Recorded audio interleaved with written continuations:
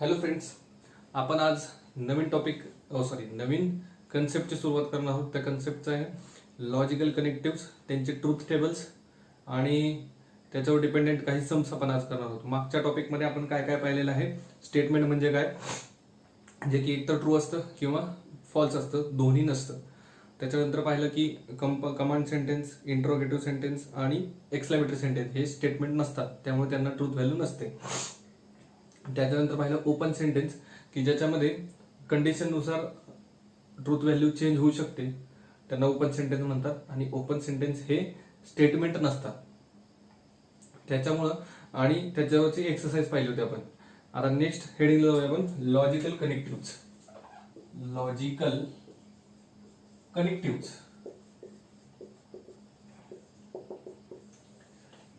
आता जे आपण साधे कनेक्टिव्ह वापरतो, म्हणजे दोन वाक्यांना जोडण्यासाठी जे शब्द वापरले जातात त्यांना कनेक्टिव्ह असं म्हटलं जातं. दोन वाक्यांना जोडण्यासाठी जे शब्द वापरले जातात त्यांना काय म्हटलं जातं, कनेक्टिव्ह म्हटलं जातं. मग आपण नॉर्मली आपल्या साध्या भाषेत, रोजच्या भाषेत कोणते शब्द वापरतो? अँड वापरतो, ऑर वापरतो, इफ अँड ओनली इफ वापरतो, इफ देन वापरतो, as well as, not only but also, but, though, when, while असे बरेच शब्द वापरतो. परंतु लॉजिकमध्ये आपण मेनली 4 गोष्टी बघणार आहोत कनेक्टिव्ह मध्ये. ते म्हणजे पहिलं काय आहे, अँड. दुसरं आहे ऑर. तिसरं आहे if dot dot dot then dot dot. आणि चौथं आहे if and only if. If and only if. ह्याला शॉर्टकट मध्ये IFF पण लिहिलं जातं.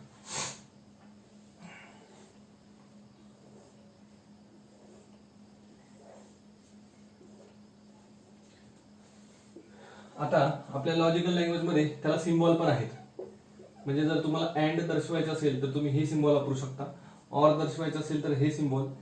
इफ देन साठी सिंगल एरो किंवा हा एरो चालतो. आणि इफ अँड ओनली इफ साठी हा किंवा हा एरो चालतो. मग जसे सिम्बॉल वेगवेगळे झाले तसं याच्यामध्ये त्याची नावं पण वेगळी आली. नावं काय वापरली जातात, लॉजिकल नेम्स. याला म्हणलं जातं कंजंक्शन. याला म्हणलं जातं डिसजंक्शन. याला म्हणलं जातं इम्प्लिकेशन. याला म्हणलं जातं डबल इम्प्लिकेशन.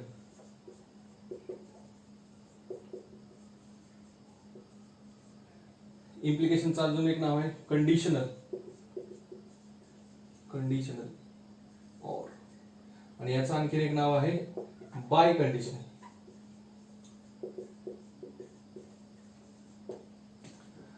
अँड साठी बरेच शब्द वापरू शकतो आपण, बट, दो, व्हाईल वगैरे वगैरे वगैरे.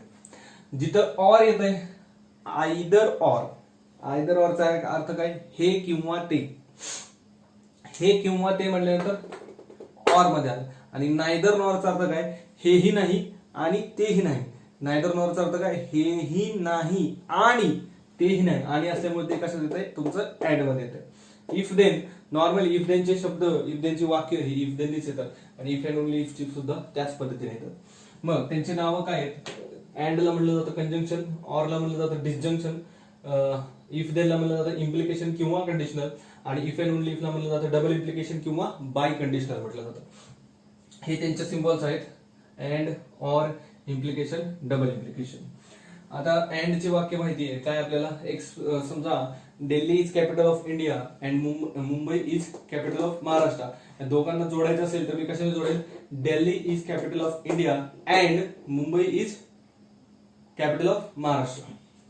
सिमिलरली ऑर जोडणार आहे. इफ ने काय, if I study then I will pass. If I run then I will win. Like that बरीच वाक्य. If and only if. If देनचं काय असतंय की इफच्या नंतरचं जे वाक्य असतंय त्याच्यावर देनच्या पुढचं वाक्य डिपेंड असते. म्हणजे जर मी अभ्यास केला तर मी पास होईल, जर मी पळालो तर मी जिंकेल, जर मी जेवलो तर माझी भूक भागेल. म्हणजे हे जे पहिली कंडिशन आहे त्याच्यावर दुसरी कंडिशन अवलंबून असते. इफ अँड ओनली इफचं काय असतंय की पहिल्यावर अवलंबून असते दुसरी आणि दुसऱ्यावर अवलंबून असते पहिली. जसं की you will pass exam if and only if you study. म्हणजे जर तुम्ही स्टडी केला तरच तुम्ही पास होणार. आणि तुम्ही पास झालाय याचा अर्थ काय, तुम्ही स्टडी केलं. तुम्ही म्हणाल सर आम्ही कॉप्या पण केलं, ते काय चालणार नाही. ठीक, लाईक दॅट हे 4 प्रकारचे आपल्याला काय आहेत, लॉजिकल कनेक्टिव्ह आहेत. आता आपल्याला त्याचे बघायचे. त्याच्यानंतर एक सिंपल छोटस नवीन हेडिंग आहे, कंपाऊंड स्टेटमेंट. काय आहे, कंपाऊंड स्टेटमेंट. कंपाऊंड स्टेटमेंट कशाला म्हणायचं, की 2 स्टेटमेंट जर एखाद्या कनेक्टिव्हने जोडलं तर नवीन होणारं जे वाक्य होईल ते कंपाऊंड स्टेटमेंट असते. जसं की पहिलेच वाक्य होतं आपलं, Delhi is capital of India and Mumbai is capital of Maharashtra. ह्या 2 वाक्यांना जर मी जोडलं तर मी कशाने जोडलं, समजा अँडने जोडलं. काय, Delhi is capital of India and Mumbai is capital of Maharashtra. हे 2 सिंपल स्टेटमेंट्स होते, 2 वेगवेगळे. त्यांना मी अँडने जोडून एक अख्खं वाक्य तयार केलं आणि ते अख्खं वाक्य तयार केलेलं जे नवीन वाक्य तयार झालं पूर्ण, त्याला मी म्हणणार कंपाऊंड स्टेटमेंट. त्याला मी काय म्हणणार, कंपाऊंड स्टेटमेंट. ठीक, आता ओके, आगे बढ़ते. Truth tables. ट्रूथ टेबल्स कोणाचे ट्रूथ टेबल बघायचे आपल्याला, कंपाऊंड स्टेटमेंटचे ट्रूथ टेबल बघायचे. जसं की ट्रूथ टेबल पाहण्याच्या आधी मी एक वाक्य लिहितो, Delhi is capital of India and Mumbai is capital of Maharashtra.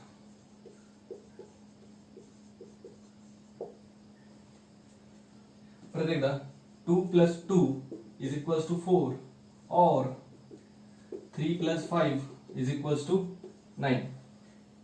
ही 2 वाक्य मी इथं लिहिलेली आहेत.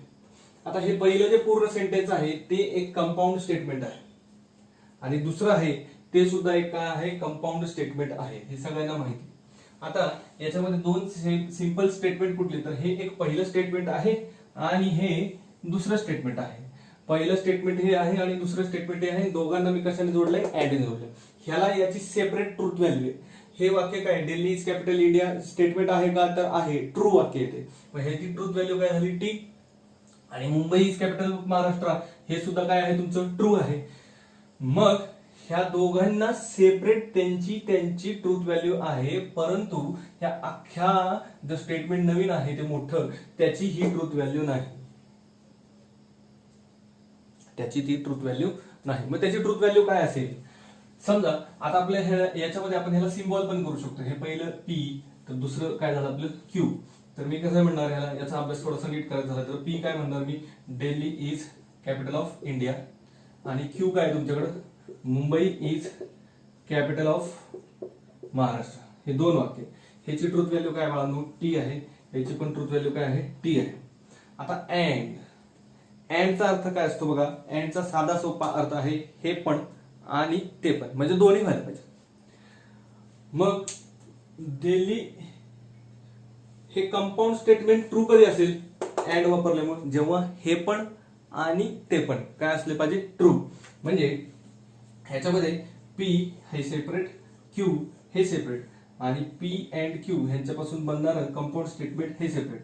मग याची ट्रूथ व्हॅल्यू काय काय असू शकते, एक तर दोघं ट्रू असू शकतात किंवा पहिला ट्रू दुसरा काय असू शकतो, फॉल्स, फॉल्स ट्रू आणि फॉल्स फॉल्स. हे 4 पॉसिबिलिटी येऊ शकतात. ह्या काय येऊ शकतात, त्याच्यामध्ये 4 पॉसिबिलिटी येऊ शकतात. कोणत्या कोणत्या, की पहिलं जे स्टेटमेंट असेल तुमचं ते ट्रू असेल, दुसरं ट्रू असेल किंवा पहिलं ट्रू दुसरं false, false true, false false. या 4च पॉसिबिलिटी आहेत ट्रूथ व्हॅल्यू असण्याच्या दोन स्टेटमेंटच्या, जे एका कंपाऊंड स्टेटमेंटमध्ये अँड जोडले गेलेले. मग याच्यामध्ये लक्षात ठेवायचं की दोघं ट्रू असतील तरच पी अँड क्यू ट्रू येणार आहे, अदरवाईज ते काय येणार आहे, फॉल्स. अँड काय म्हणते, दोन्ही व्हायला पाहिजे. दोन्ही ट्रू असेल तर ते ट्रू, दोघांपैकी एक जरी फॉल्स असेल तर ते काय असतंय, 100% फॉल्स असतंय. मग पहिल्याकडे जर बघितलं मी, पहिलं पण ट्रू आहे आणि दुसरं पण ट्रू आहे, त्यामुळे हे जे मोठं जे कंपाऊंड स्टेटमेंट आहे त्याची ट्रूथ व्हॅल्यू काय आहे तुमची, पहिलं ट्रू दुसरं ट्रू, म्हणून पी अँड क्यू हे सुद्धा काय तुमचं ट्रू आहे. हे सुद्धा काय आहे तुमचं ट्रू. त्याच्यानंतर दुसरं बघा, पहिलं दुसऱ्या स्टेटमेंट मध्ये दुसऱ्या एक्झाम्पल मध्ये जे पहिलं स्टेटमेंट आहे 2 + 2 = 4 हे ट्रू आहे, मात्र हे फॉल्स आहे. 3 + 5 = 8 असते, आपण लिहिले नाही, हे फॉल्स आहे. म्हणजे ट्रू आणि फॉल्स. तर हे अख्खं कंपाऊंड स्टेटमेंट काय झालं तुमच्याकडे फॉल्स. म्हणजे अँडचा ट्रूथ टेबल लक्षात ठेवण्यासाठी एकच गोष्ट करायची, टी अँड टी टी. कसं लक्षात ठेवायचं? T and T T, otherwise false. बघा अँडचं ट्रूथ टेबल कसं लक्षात ठेवणार आपण? T and T T, otherwise काय झालं तुमचं? फॉल्स. और नाही म्हणणार मी, तर काय म्हणणार? अँडच म्हणतोय. ट्रूथ टेबल पाहिला कंजंक्शनचा, म्हणजेच कशाचा? अँडचा. आणि त्या ट्रूथ टेबल मध्ये आपल्याला काय कळालं की कंपाऊंड स्टेटमेंट मधले जे दोघं जर ट्रू असतील तरच तिसरं पण ट्रू, ते अख्खं पूर्ण ट्रू असते, अदरवाइज ते काय असते तुमचं? फॉल्स. आता आपण दुसरा ट्रूथ टेबल आपला डिसजंक्शन, म्हणजेच काय? ऑर. याचं ट्रूथ टेबल काय? पहिलं वाक्य पी, दुसरं वाक्य क्यू, आणि दोघं जोडले आपण ऑर न, काय झालं तुमचा? P or Q. True true, false false, true false, true false. याच्यामध्ये काय कंडिशन असते? जर दोघं फॉल्स असेल तरच ते कंपाऊंड स्टेटमेंट तुमचं फॉल्स असते, अदरवाइज तुमचं ते काय असते? ट्रू असते. याला लक्षात ठेवण्यासाठी काय? एफ और एफ एफ, अदरवाइज टी. याला कसं लक्षात ठेवणार आपण? एफ और F F, otherwise T. F और एफ एफ, अदरवाइज टी. तिसरं आहे आपलं इम्प्लिकेशन. इम्प्लिकेशन म्हणजेच काय? दिस कंडिशनल. पी, दुसरं काय? क्यू, आणि जोडलं कशाने आपण? इम्प्लिकेशनने. P implies Q. मग याचं झालं काय? True true, false false, true false, true false. 4 possible conditions घेतल्या. याच्यामध्ये कंडिशन आहे T implies F F, otherwise true. ह्याच्यामध्ये कसं लक्षात ठेवणार आपण? T implies F F, otherwise true. आणि शेवटचा म्हणजे चौथा, तो काय आहे? Double implication.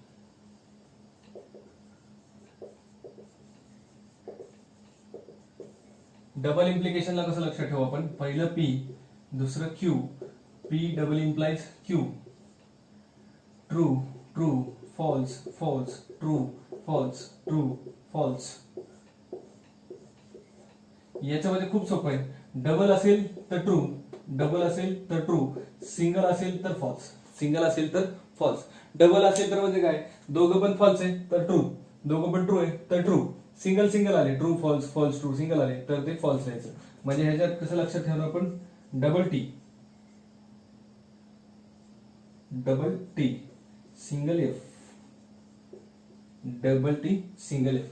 आणि आता एक टेबल इथं काढायचं फक्त राहतो, तो मी इथं खाली काढतो. कंजंक्शनचा जो पहिला होता, conjunction P Q, P and Q. True true, false false, true false, true false. T and T T, otherwise false.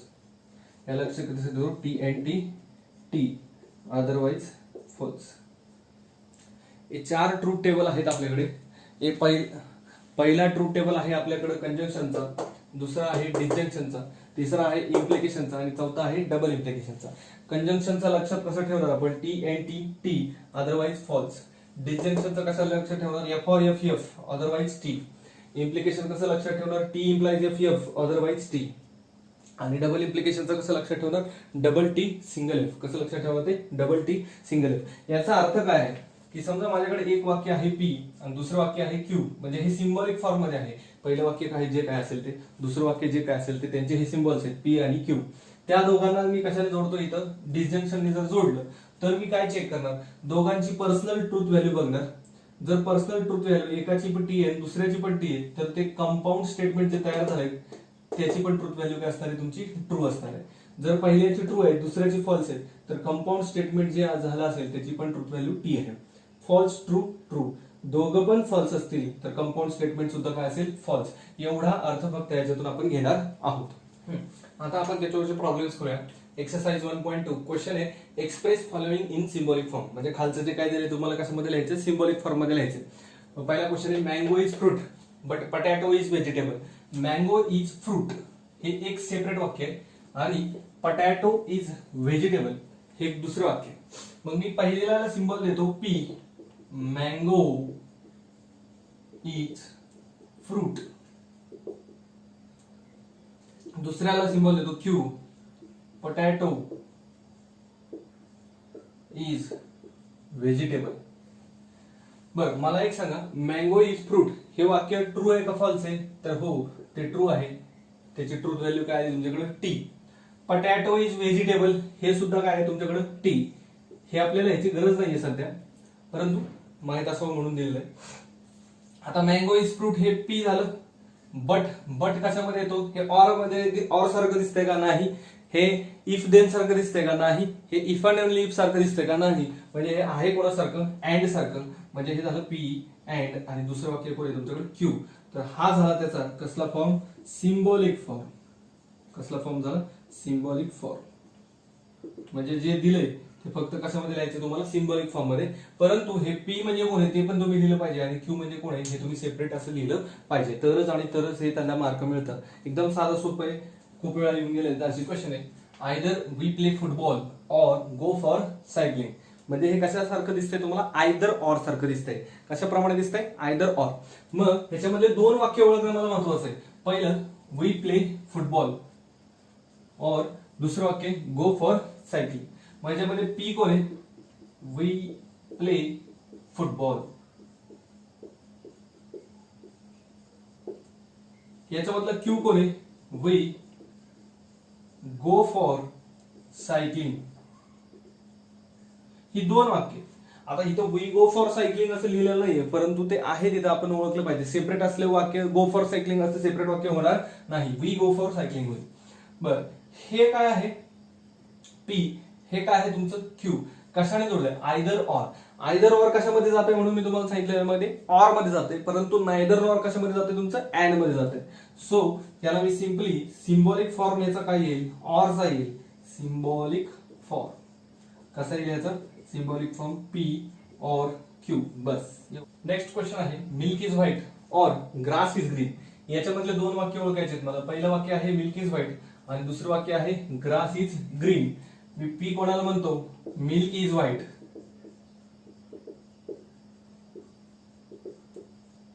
Me Q कोणाला म्हणतो? Grass is green. मग हे दोघं कशाने जोडलेले आहेत? ऑर ने. मग याचा सिम्बॉलिक फॉर्म काय होईल माझ्याकडे? P or Q. Fourth question आहे in spite of physical disability Rahul stood first in the class. आता याच्यामध्ये ना मला अँड दिसते ना मला ऑर दिसते. इफ देन आणि इफ अँड ओनली इफचा तर काही संबंधच नाही. मग ह्या वाक्याला मला आधी थोडंसं काय करून घ्यावं लागेल? सिंपल करून घ्यावं लागेल. मग ह्या वाक्याला जर मी सिंपल करायला गेलो तर मला असं दिसतंय Rahul has physical disability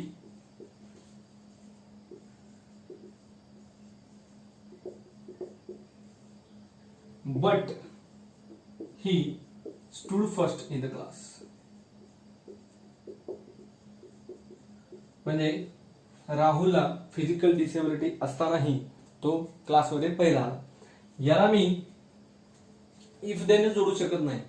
if then जोडायचं झालं तर काय होईल? If Rahul has physical disability then he stood first in the class. म्हणजे जर राहुलला डिसेबिलिटी असेल तरच तो पहिला येईल. हे वाक्य फार चुकीचं आहे. इफ अँड ओनली इफचं बघायला गेलं तर Rahul stood first in the class if and only if he has physical disability. म्हणजे जो तो पहिला आला तर त्याला डिसॅबिलिटी फिक्स आणि डिसेबिलिटी असेल तर तो पहिला येणार हे फिक्स. हेही चुकीचं आहे. ऑर वाक्य मी इथं जोडूच शकत नाही. ऑरचा काय संबंध येत नाही. म्हणजे राहिलं जोडायचा प्रकार कुठला राहिला? And.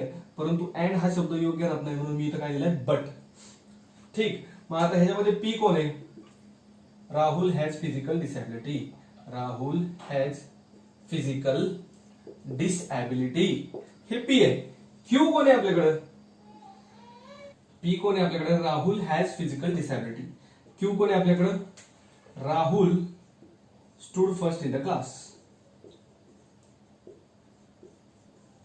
Rahul stood first in the class. हे क्यू. आणि हे जोडले कशाने? बटने. आणि बट म्हणजेच कोण? अँड. मग याचा सिम्बॉलिक फॉर्म काय होणार आपल्याकडे? P and Q. पाचवा क्वेश्चन आहे आपल्याकडे. Jagdish stays at home while Shrijit and Shalmali go for a movie. याच्यामध्ये दोन वाक्य ओळखणं फार महत्वाचं आहे.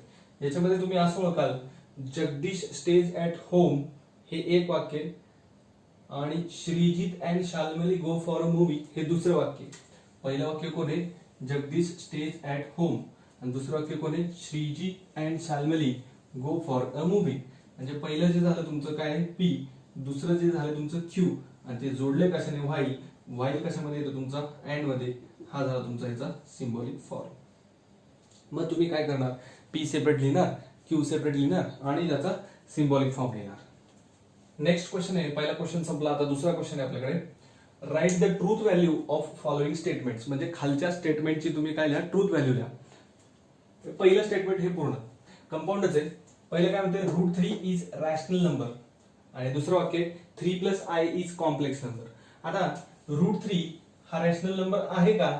तर नाही. तो कसा नंबर आहे? Irrational number. मग हे स्टेटमेंट काय तुमचं? फॉल्स. पहिलं काय झालं तुमच्याकडे? फॉल्स. मग आता तुम्ही काय करू शकता? पहिलं म्हणा पी जे आहे ते, हा पी तुमचा. दुसरं म्हणा क्यू, हा तुमचा Q. This is your Q, this is your P. दोघांना जोडले कशाने? Symbolic form P or Q. बरं, पी ची ट्रूथ व्हॅल्यू आपल्याला लिहिणं गरजेचं आहे. पी ची ट्रूथ व्हॅल्यू काय आहे? फॉल्स आहे. आणि क्यू 3 + i कॉम्प्लेक्स नंबर आहे का? हो आहे. तर ते काय झालं? ट्रूथ व्हॅल्यू त्याची टी. मग सिम्बॉलिक फॉर्म काय झाला तुमचा? एफ और टी. एफ और टी. आणि एफ और टी, ऑर चा टेबल आपण बघितलाय. ऑर मध्ये डिसजंक्शन, त्याचा ट्रूथ टेबल आपण लक्षात ठेवलाय. तो कसा लक्षात ठेवलाय? F and F F. कसा लक्षात ठेवलाय? F and F F, otherwise T. म्हणजे एफ अँड एफ आहे का? सॉरी, एफ और एफ एफ, अदरवाइज टी. हे एफ और एफ आहे का? नाही. अदरवाइज वाली कंडिशन म्हणल्यावर काय नाही तुमचं? ट्रू. म्हणजे हे अख्खं जे वाक्य कॉम्प्लेक्स नंबरचं कंपाऊंड स्टेटमेंटचं मोठं होणार आहे ते तुमचं काय असणार आहे? ट्रू स्टेटमेंट असणार आहे.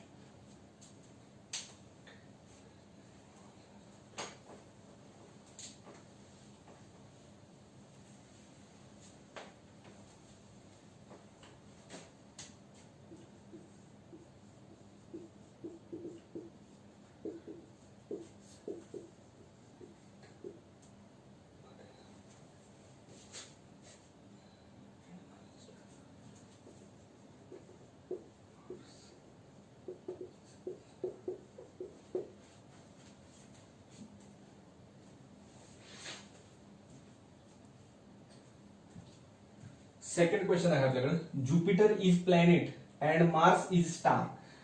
पी कोण आहे तुमचा? ज्युपिटर इज प्लॅनेट तुमचा पी आहे. मार्स इज स्टार हा तुमचा कोण आहे? क्यू आहे. पहिल्याची ट्रूथ व्हॅल्यू, ज्युपिटर प्लॅनेट आहे का? तर आहे, ट्रू. दुसऱ्याची ट्रूथ व्हॅल्यू मार्स स्टार आहे का? नाही, फॉल्स. कशाने जोडले? अँड, म्हणजे अँड. तर बरं, पहिले तर आपण लिहूया सिम्बॉलिक फॉर्म. सिम्बॉलिक फॉर्म काय असणार आहे आपल्याकडे? P and Q. बर, मग आता पी ची ट्रूथ व्हॅल्यू काय आहे? तर ट्रू आहे. आणि अँड क्यू ची ट्रूथ व्हॅल्यू काय आहे? तर ते फॉल्स आहे. आता अँडचा टेबल आपण आठवलं तर अँडचा टेबल काय? T and T T, otherwise काय? False. T and O, otherwise वाली कंडिशन आली, मग आपण काय म्हणणार? फॉल्स. जे होल स्टेटमेंट वरचं पूर्ण आहे ते तुमचं काय असणार आहे? फॉल्स. त्याची मोठ्याची म्हणजे हे Jupiter is planet and Mars is star या पूर्ण वाक्याची ट्रूथ व्हॅल्यू काय आली तुमची? फॉल्स.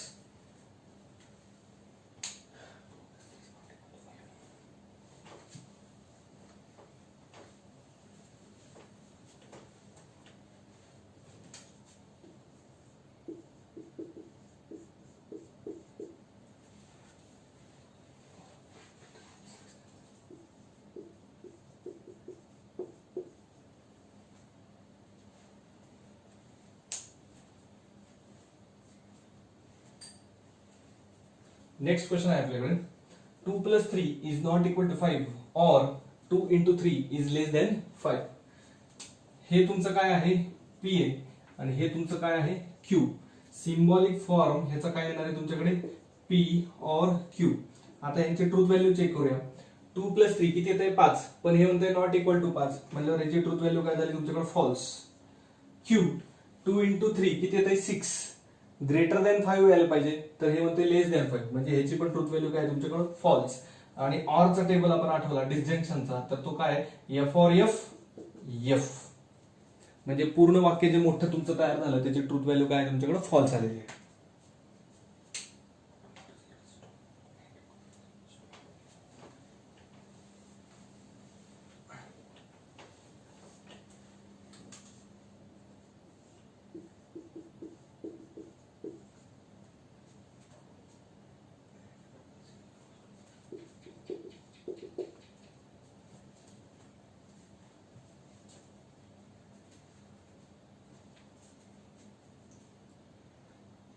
फोर्थ क्वेश्चन आहे 2 into 0 is equal to 2 and 2 plus 0 is equal to 2. हे दोन वाक्य, हे पहिलं तुमचं झालं पी आणि हे दुसरं जे आहे ते तुमचं झालं क्यू. हे 2 इंटू 0 किती यायला पाहिजे आपल्याकडे 0 यायला पाहिजे. मग सिम्बॉलिक फॉर्म काय झाला माझ्याकडे पी अँड क्यू. अँड स्पष्ट दिसतोय, अँड सिम्बॉलिक फॉर्म. 2 इंटू 0 किती असते 0, परंतु हे किती म्हणताय 2, म्हणजे ह्याची ट्रूथ व्हॅल्यू किती आली आपल्याकडे, काय आली आपल्याकडे फॉल्स. अँड क्यू काय 2 प्लस 0 किती यायला पाहिजे 2च यायला पाहिजे, आणि हे पण 2च दिले, म्हणजे ह्याची ट्रूथ व्हॅल्यू काय टी. परंतु अँडचा टेबल आपण कसं लक्षात ठेवलंय T and T T T ओ, पहिलंच एफ आलं, म्हणजे नंतर काय ह्याच्यामध्ये ह्याची ट्रूथ व्हॅल्यू फॉल्स झाली. हे पूर्ण जे स्टेटमेंट आहे त्याची ट्रूथ व्हॅल्यू काय आहे आपल्याकडे फॉल्स आलेली आहे.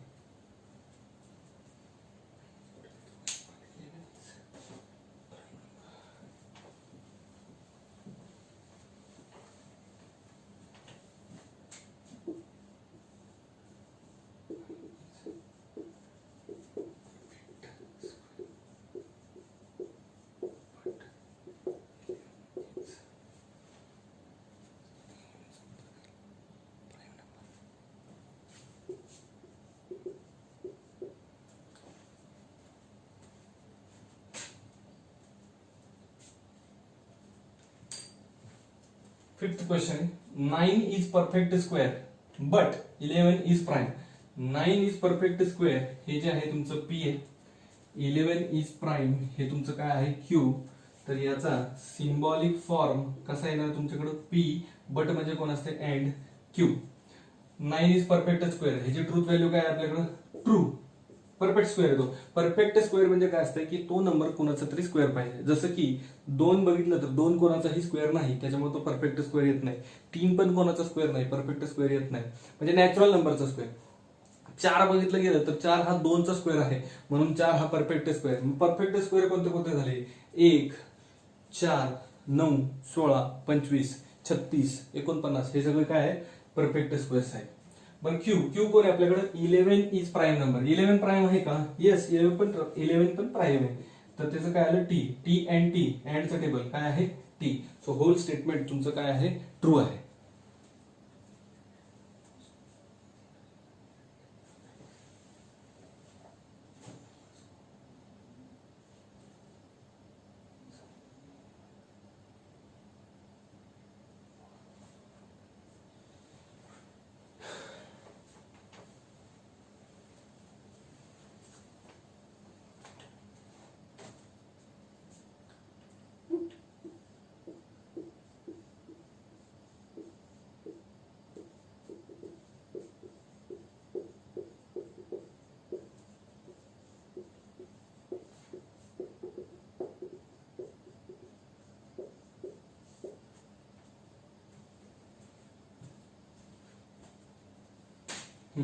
सहावं वाक्य, सहावं क्वेश्चन आहे Moscow is in Russia and London is in France.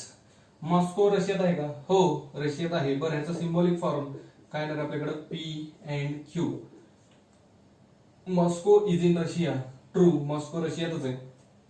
And Q London is in France, London France मध्ये आहे का नाही, त्याच्यामुळे ह्याची ट्रूथ व्हॅल्यू काय झाली फॉल्स. लंडन कुठे आहे इंग्लंड मध्ये. टी अँड एफ काय असणार आहे एफ, कारण अँडचा टेबल आपण कसा लक्षात ठेवलाय टी अँड टी टी.